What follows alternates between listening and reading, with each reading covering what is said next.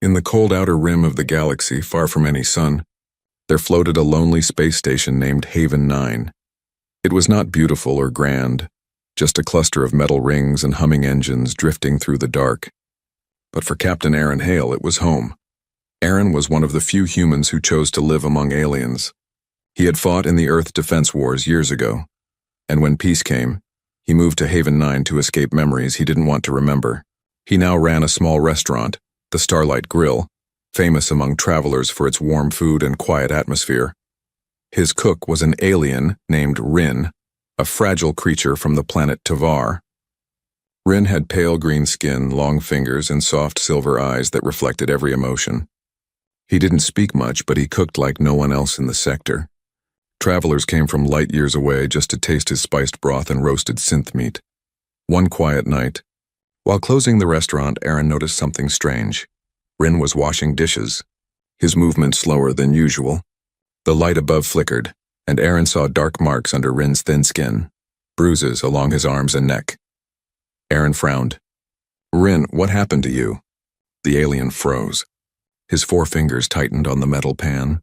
"Nothing, Captain, just accident." Aaron walked closer. "That doesn't look like an accident. Who did this to you?"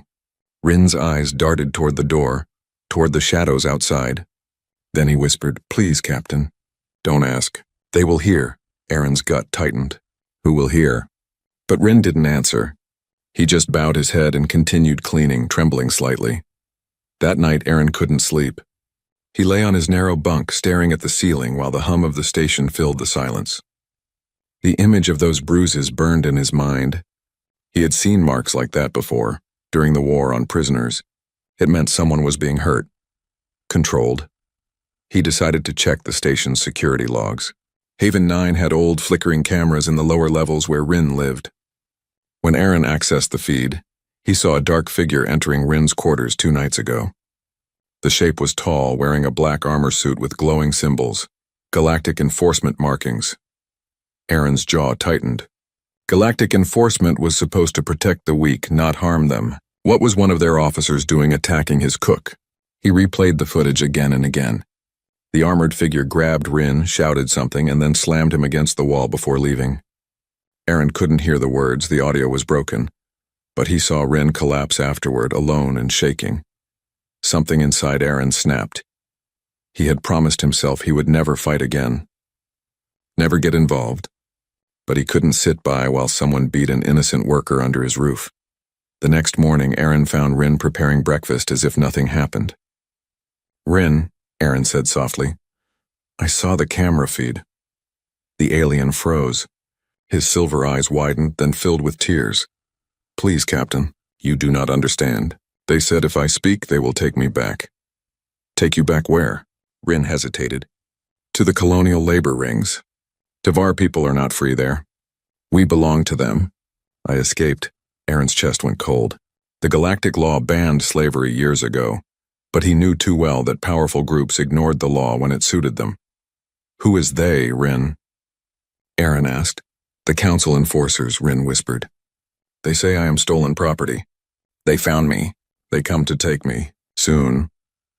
Aaron looked around the quiet kitchen, the smell of soup, the clatter of pots, the soft hum of machines, and he realized his small, peaceful life was about to shatter. "Rin," he said, voice steady. "They're not taking you. Not while I'm alive." The alien's eyes widened with shock. "Captain, please, you cannot fight them. They are the law." Aaron gave a bitter smile. "Then maybe the law needs to be reminded what humanity looks like." Outside, the deep black of space stared back, silent, endless, and cold. But inside Haven 9, something dangerous had begun to stir. The human who once vowed never to fight again was about to defy the entire galaxy. The next day on Haven 9, everything looked calm, but it was the kind of calm that comes before a storm. The restaurant, the Starlight Grill, smelled of fried spices and alien herbs. The regulars laughed, unaware that danger was already on its way. Captain Aaron Hale served customers with his usual polite smile, but inside, he was on edge. He kept glancing at the door, expecting armored boots to walk through at any moment. Rin, the alien cook, moved quietly behind the kitchen counter. His thin arms shook as he stirred a pot. He had barely slept. Every noise made him flinch. Aaron noticed. "Relax, Rin," Aaron said gently. "You're safe here." Rin looked up with tired eyes. "No one is safe from them, Captain." "Not even you," Aaron forced a small smile. "We'll see about that." That night, Haven 9's outer alarms echoed across the metal corridors. A low siren howled through the air, a sound everyone feared. Aaron ran to the control room and looked at the monitors. 3 black ships had arrived outside the station. No cargo lights, no ID beacons. Just black, sharp designs, council enforcement vessels. Aaron felt his stomach twist. They had come for Rin. Within minutes, the ships docked. 6 armored soldiers stepped out. Their armor gleamed with silver emblems of the Galactic Council. Each one carried plasma rifles and walked like they owned the place. At the front was Commander Voss, tall, sharp-faced, and cruel-looking. His voice was cold and metallic when he spoke through the comms. "This is an official operation under Article 74. We are here for one fugitive, a Tovar subject named Rin. Anyone interfering will be punished under galactic law." Aaron clenched his jaw. Not happening.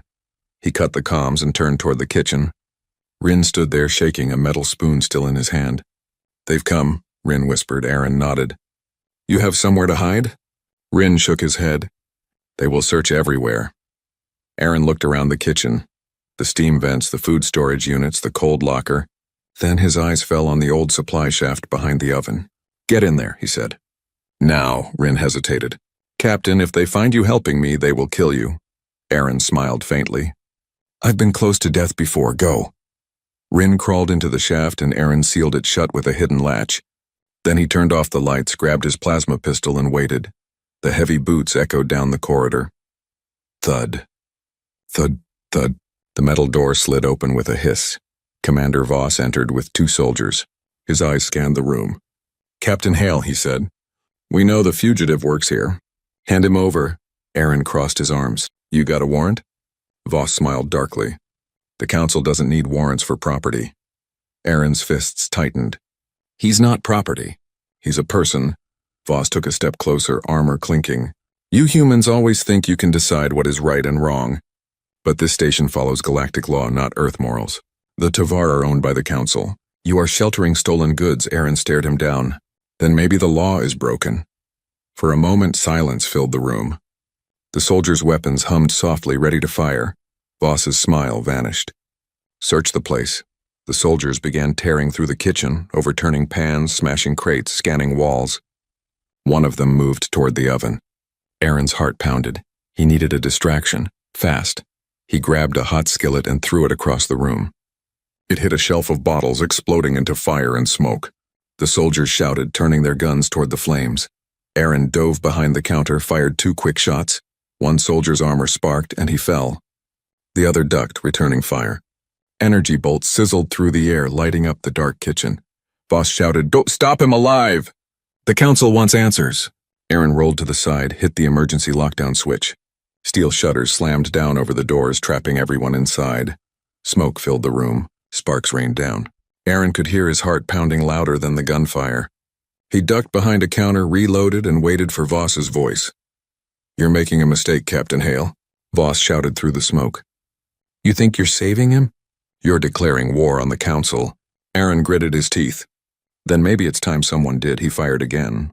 The lights flickered, alarms screamed, and the Starlight Grill, once a quiet little restaurant, had become a battlefield. Outside, the black ships circled Haven 9 like predators. Inside, fire and smoke hid the truth, that one human had chosen to stand against an empire. And deep inside the supply shaft, Rin covered his mouth, trembling, as he heard the chaos outside. His silver eyes glowed faintly in the dark. He whispered something in his alien tongue, a prayer or maybe a promise. Whatever it was, the stars would soon remember it, because this was no longer about one cook. It was the beginning of a rebellion. The kitchen of the Starlight Grill was no longer a place of peace.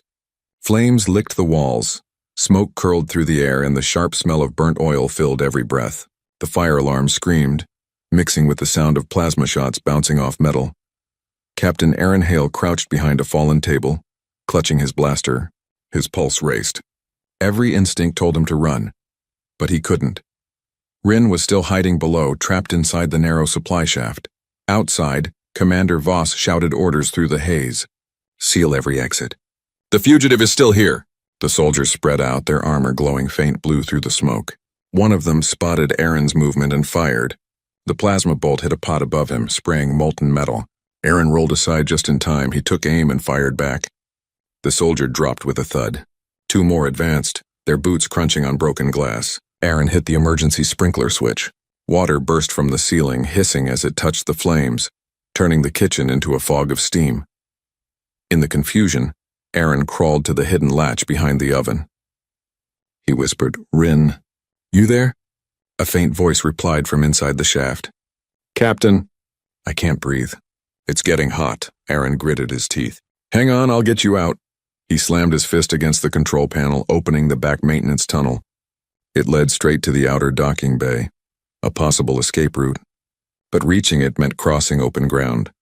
He took a deep breath, opened the shaft door, and helped Rin out. The alien's skin shimmered with sweat and his hands trembled. "Follow me," Aaron said. "Stay low." Rin nodded, clutching his small bag of cooking tools, the only things he owned. Together they slipped into the tunnel, just as Voss and his soldiers stormed the burning kitchen. The maintenance tunnel was narrow and dark. Steam hissed from leaking pipes and the floor trembled with the vibration of the engines. Aaron's boots echoed softly as he led the way, checking corners with his blaster raised. "Captain," Rin whispered, "why are you helping me?" "I'm only your cook." Aaron didn't look back. "Because I've seen what happens when good people do nothing. I won't let it happen again." There was a pause. Then Rin said quietly, "You lost someone." "Didn't you?" Aaron's step slowed. "Yeah, during the war, someone who believed we could build a better galaxy." He didn't say more and Rin didn't ask. They reached a junction where the tunnel split into two paths. Aaron checked his wrist scanner. "Left leads to the waste chute, right to Dock Bay 4. We'll take the right." But just as they turned, a loud metallic clang echoed behind them. Red light filled the tunnel. "Motion sensors. They've found us," Aaron muttered. Within seconds, the hum of boots filled the corridor. Blue lights flashed ahead. Voss's voice boomed through the speakers. "Captain Hale, you can't win this. Hand over the fugitive and maybe we'll let you live." Aaron smirked bitterly. "I've heard that line before." He grabbed a plasma grenade from his belt, pressed the timer and rolled it down the tunnel. "Cover your ears," he whispered. The explosion tore through the corridor, shaking the walls. Smoke and sparks burst in every direction. Aaron and Rin ran. Their footsteps echoed as alarms blared across Haven 9. They reached Dock Bay 4, a massive chamber filled with loading cranes, storage crates, and old ships. The docking lights flickered red. "There," Aaron pointed to a small rusted transport shuttle in the corner. "We can take that." They sprinted across the bay, but before they could reach it, the heavy blast door at the entrance opened. Voss stepped through, surrounded by soldiers. His armor was scorched from the fire, his expression furious. "End of the line, Captain." Aaron raised his blaster. "You're standing between me and dinner time. Move." Voss sneered. "You think one human can fight the Council?" Aaron smiled. "No, but one human can make them afraid." He fired. The plasma bolt hit the control tower above, causing a power surge. Lights burst, machinery sparked, and gravity flickered. For a moment, everything floated, crates, tools, even the soldiers. Aaron and Rin drifted toward the shuttle. Aaron grabbed a pipe, pulled himself forward, and slammed the hatch open. He pushed Rin inside, then climbed in after him. "Strap in." The engines roared to life, sputtering from years of disuse. The shuttle shook violently as it lifted off. Voss fired from below, but the energy bolts missed, grazing the hull. The ship shot out of the docking bay just as the main fuel line exploded behind them. Haven 9 vanished in a ball of fire and debris. Inside the cockpit, Aaron coughed through the smoke. His hands trembled on the controls. "You okay?" Rin nodded weakly. "Yes." "But Haven 9, it's gone." Aaron's jaw tightened. It was never the station that mattered. It's the people who survive it. Rin looked at him, eyes wide with something between fear and admiration. "They'll chase us, Captain." Aaron nodded slowly. "Let them try." He pushed the thrusters forward. The stars stretched into lines as the ship jumped to hyperspace. Behind them, the wreckage of Haven 9 floated quietly, a symbol of rebellion born from a single act of compassion. And somewhere, Deep within the Council's network, alarms began to sound. A human had just declared war on their injustice. The stars stretched endlessly around the small, damaged shuttle as it drifted through deep space. The hum of the engine was uneven, like a tired heartbeat. Captain Aaron Hale sat in the pilot's seat, his eyes heavy but alert.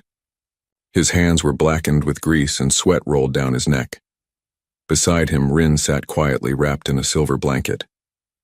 His green skin looked pale under the flickering cabin light. He kept staring at his trembling hands, the same hands that once cooked meals with care, now shaking from fear. The silence between them was thick until Aaron finally spoke. "Fuel's running low. We can't jump again. We'll have to find a safe place to land." Rin looked up, his voice weak. "There's no safe place for me anymore, Captain." Aaron gave a small smile. "Then we'll make one." The broadcast hours later, as the shuttle floated near the border of the Orion trade zone, the radio crackled. A deep official voice filled the cabin. "Attention all vessels. By order of the Galactic Council, Captain Aaron Hale of Haven 9 is declared a traitor to intergalactic law. He is charged with destruction of Council property and aiding a fugitive alien. A reward of 500,000 credits for his capture, dead or alive." Rin's eyes widened. "They are calling you a criminal." Aaron smirked bitterly. "That's how you know you're doing something right." The voice continued. "The fugitive, Rin of Tovar, is to be considered extremely dangerous. All bounty hunters are authorized to engage." Rin flinched. "Dangerous? I can't even hold a weapon." Aaron's smile faded. He switched off the radio. "They don't care about truth, Rin. They care about control. The Council doesn't want others to see that one human stood up for a slave. They're afraid of the idea of freedom spreading." Rin looked down. "Then what will you do now?" Aaron leaned back. "First survive. Then we make them regret ever touching you." The bounty hunters, the next few days were tense. Aaron managed to land the shuttle on an asteroid outpost, a broken trade hub where smugglers and wanderers lived. The place smelled of oil, metal, and secrets. He traded his old war medals for fuel and supplies, but he could feel eyes on him everywhere he went. Posters of his face were already pinned across the station walls. One night, as they hid in a maintenance hangar, Aaron noticed a shadow moving outside their ship. He raised his blaster quietly and stepped out. A tall figure in a dark cloak stood there, helmet glowing with red sensors. The voice that came from it was calm but dangerous. "You're a hard man to find, Captain Hale." Aaron aimed his blaster. "Then maybe you should have stopped looking." The stranger chuckled. "Relax, if I wanted the bounty, you'd already be dead. Name's Cale Vorn, ex-bounty hunter. I don't work for the Council anymore." Aaron narrowed his eyes. "Then why are you here?" Cale tossed a small data chip at him. "Because I saw what they did on the news feeds. They burned Haven 9 to ash. You're not the only one they've hurt. There are others, humans, aliens, even droids, who've had enough of the Council's lies." Rin stepped out from behind the ship, hesitant. You mean people are fighting back?" Cale nodded. "A small group. They call themselves the Free Systems Movement. They're gathering at a hidden base on Eris Prime. They could use a pilot like you." Aaron caught the chip. "Sounds like trouble." Kyle smirked. "It's not trouble, Captain. It's a chance." A new choice later, inside the ship, Rin watched Aaron sit silently in the cockpit, the stars glimmering through the window. The data chip rested on the console, glowing faint blue. "Captain," Rin said softly, "if we go there, they'll hunt us harder. Maybe we should keep running." Aaron looked at him. "You've been running your whole life, haven't you?" Rin nodded. Aaron leaned forward. "Then let's stop. Let's stand for something. They call me a traitor, but maybe being a traitor to tyranny isn't a bad thing." Rin looked at him uncertain, but there was hope in his silver eyes for the first time. "You'd fight for aliens like me?" Aaron smiled gently. "No, Rin, I'd fight with you." He pressed the chip into the console. Coordinates flashed across the screen. Eris Prime, Free Systems Outpost 47. The engines roared to life again, the old shuttle trembling as if it shared their determination. The journey begins as they jumped into hyperspace.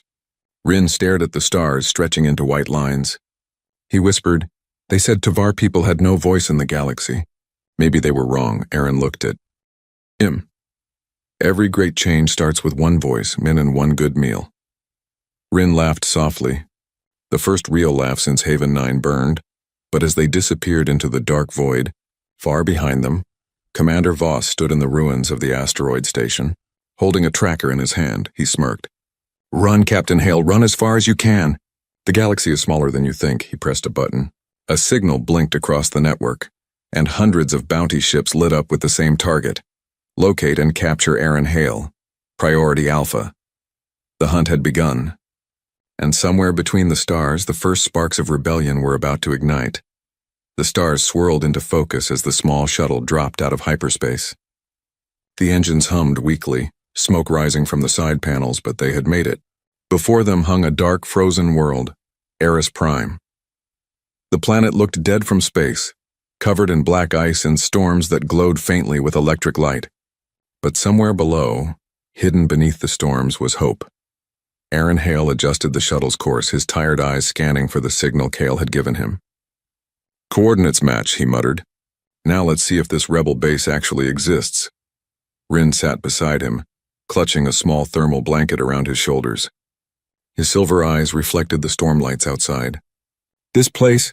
It feels haunted." Aaron gave a half-smile. "Good. That means the Council won't come looking here." As they descended, the wind roared against the hull. Lightning cracked across the sky like claws.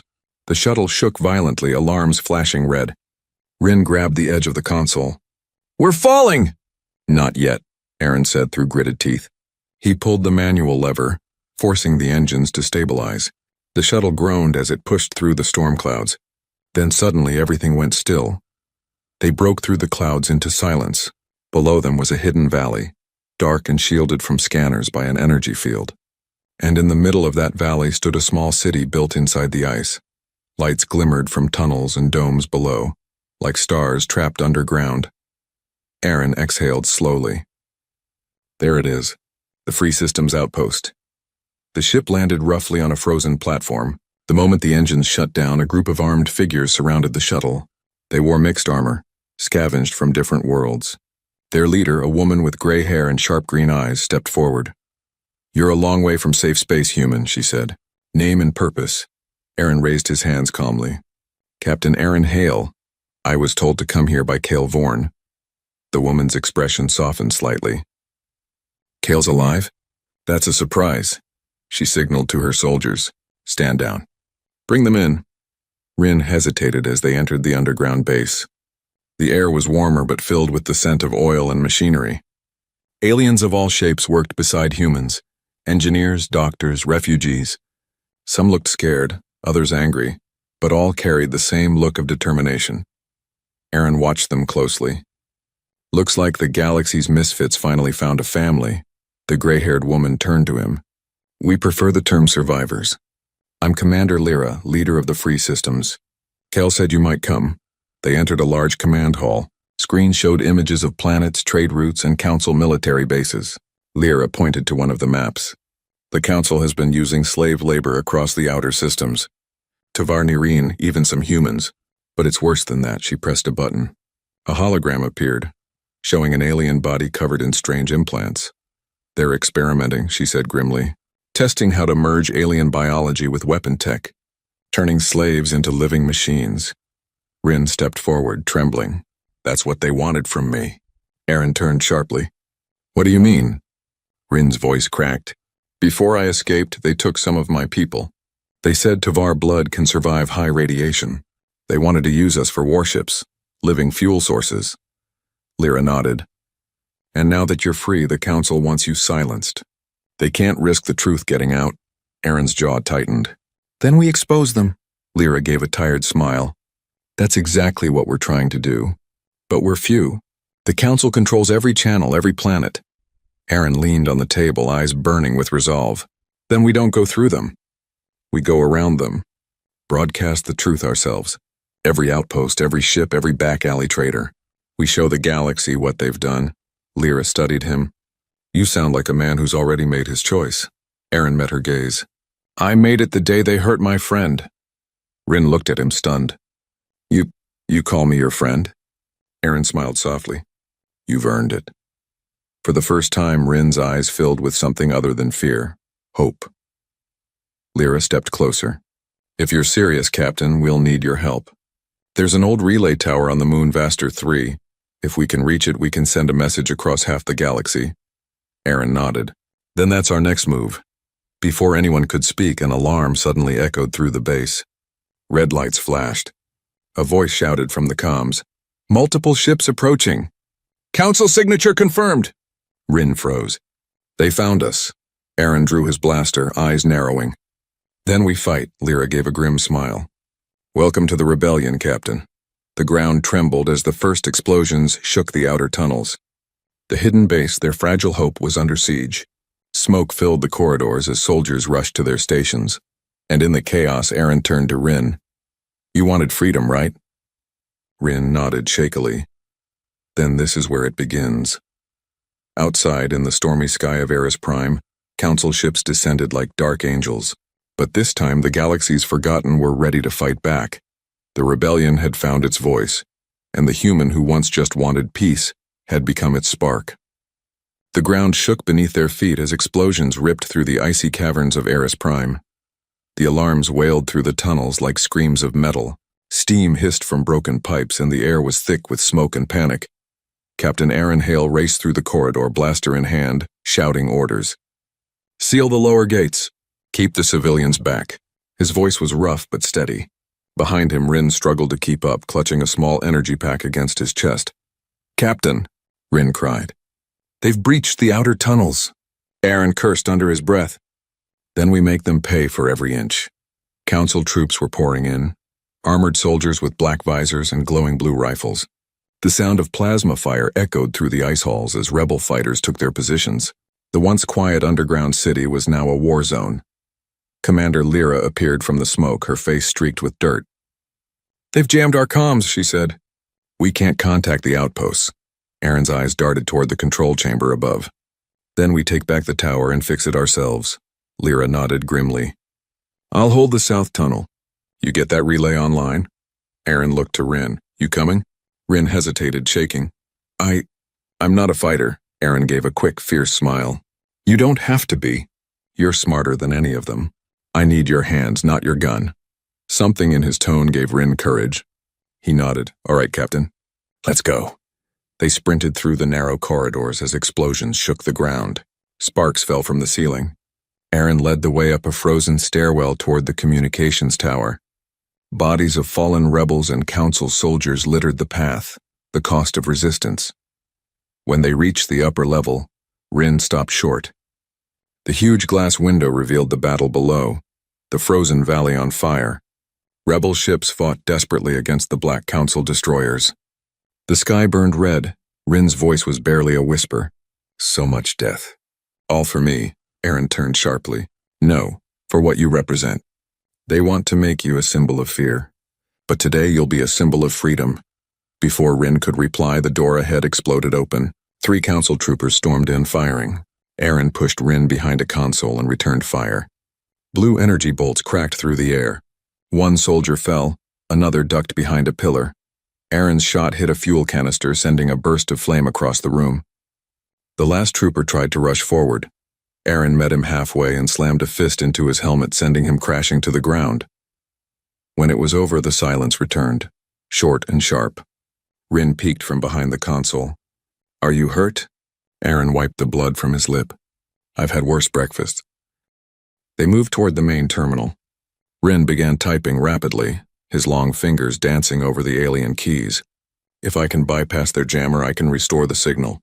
But the Council's encryption is strong. Aaron stood guard by the window. Outside, flashes of light from the battle reflected in his eyes. Do it fast. We're running out of time. Minutes passed like hours. Rin's breathing quickened. His hands trembled, but his focus was sharp. Almost there. One more sequence. Suddenly, the screen flickered green. I got it, Rin cried. Signal restored. Aaron grinned. Good work. Now send the message. Rin nodded and pressed the command. Across the galaxy, every pirate station, every back channel, every outlaw frequency lit up with the same broadcast. Images of the Council's experiments, the slaves, the torture chambers, and the proof that the galactic law was nothing but a lie. The truth was finally free. But their victory was short-lived. A low rumble shook the tower. Aaron looked out the windows and froze. From the largest council ship in orbit, a beam of crimson light began to glow. Rin's voice trembled. "Captain, that's not a weapon I've seen before." Aaron's expression hardened. "That's because it's new, and they're about to use it." The beam fired, a massive energy wave cutting through the storm clouds straight toward the valley. The shock wave hit the base with a deafening roar. The walls cracked, ice shattered, and the ground split open beneath them. Rin screamed as he fell, but Aaron grabbed his arm just in time. "Hold on!" The floor gave way. They tumbled down into the lower tunnels, landing hard among debris and fire. Aaron groaned, trying to move. "Rin, you alive?" Rin coughed, his voice weak. "Yes, but the others." Aaron looked around. The upper levels were gone. Commander Lyra, the soldiers, the base, all buried under ice and flame. Only silence remained. He clenched his fists, jaw trembling with rage. They wiped them out. All of them. Rin crawled closer, tears in his eyes. Then what now? Aaron looked up at the smoke-filled tunnel. "Now, we make sure their sacrifice means something. We find that weapon and destroy it." Rin nodded slowly, wiping his tears. His fear was still there, but something new burned beside it. Determination. As the last fires flickered in the ruins of Eris Prime, two survivors walked into the darkness, carrying the weight of a rebellion that refused to die. The council thought they had crushed hope, but they had only made it stronger. The tunnels beneath Eris Prime were silent except for the distant drip of melting ice. The air was thick with smoke and ash, carrying the faint echo of the battle that had destroyed everything above. Captain Aaron Hale moved slowly through the darkness, his flashlight cutting narrow paths of light through the debris. Beside him walked Rin, limping slightly, his green skin bruised and dusty. The once proud alien cook now looked like a survivor of a nightmare, but there was fire in his silver eyes. "How far do these tunnels go?" Aaron asked quietly. Rin glanced around. "Deep. They connect to the old mining systems. My people built them decades ago before the council forced us out." Aaron nodded, his voice low. "Then we use them. The council thinks we're dead. Let's keep it that way." They walked for what felt like hours. The ground rumbled every so often, the sound of falling ice or maybe distant explosions above. The council's weapon had destroyed the base, but the entire planet seemed to be trembling from its power. Finally, they reached a massive cavern. In the middle stood an ancient structure, rusted machinery, half buried in ice but still humming faintly with life. Rin stared in disbelief. This is an old Tovar energy core. My ancestors built it to draw power from the planet's storms." Aaron stepped closer, brushing frost off the controls. "Can it still work?" Rin hesitated. "Maybe, but why?" Aaron turned toward him, his face shadowed by the flickering light. "Because that weapon they fired, and it's not just a cannon. It's powered by something alive. I saw the energy signature in the blast. They're using living cores, and maybe even your people ought to power it." Rin's eyes widened. "They turned Tovar into weapons?" Aaron nodded grimly. "If we can overload this old core, we can trace their power signal back to the ship and destroy it." Rin's hands trembled. "But that would kill you. You'd have to stay here to trigger it." Aaron smiled faintly. "I've been running from death for too long. Maybe it's time I make peace with it." Rin shook his head violently. "No, you can't leave me again." Aaron placed a hand on his shoulder. "Listen, Rin, you're not the weak cook I met on Haven 9 anymore. You've survived everything the galaxy threw at you. You have something to give this universe that I can't. Hope." Rin swallowed hard, his voice breaking. "I can't do this without you." Aaron smiled. "You can. You just don't know it yet." As they worked, the lights flickered from red to white. Rin connected power lines while Aaron recalibrated the old systems. The ancient machinery groaned like a sleeping giant waking up. Outside the cavern, the storm began to change. Winds swirling faster, lightning striking in strange patterns. From the surface above, the Council's command ship scanned the area. Inside, Commander Voss stood before a glowing monitor. The radar picked up faint energy spikes below the surface. "Impossible," he muttered. "They're still alive." "Orders, sir?" one of his officers asked. Voss smirked coldly. "Then let's end it properly. Prepare the main weapon for a second strike." The crew scrambled, unaware that deep below, Aaron and Rin were already turning the planet itself into a trap. The control room inside the cavern lit up brighter now. Rin's voice trembled as he read the data. The overload sequence is ready. Once I press this, the energy will climb into the atmosphere. It will reach their weapon core in orbit. Aaron took a deep breath. Then that's our shot. He looked at the small locket hanging around his neck. The last photo of his old war team. They died for peace. I'll die making sure it means something. He turned to Rin. When I give the signal, you run to the escape tunnel and launch the emergency pod. Don't look back. Rin gripped his hand tightly. If this works, the galaxy will finally see what the Council really is. Aaron smiled, tired but proud. Then make sure they never forget it. Above, the Council ship powered up its weapon again. Red energy pulsed across its hull like veins of fire. Commander Voss stared at the targeting screen, unaware of the storm forming below. Suddenly, lightning struck the ship's outer shields. Once, twice, then 1,000 times over. The storms of Eris Prime had gone wild. What's happening? The officer shouted. Voss's eyes widened. It's feeding back. The planet's energy. Before he could finish, the power levels spiked beyond control.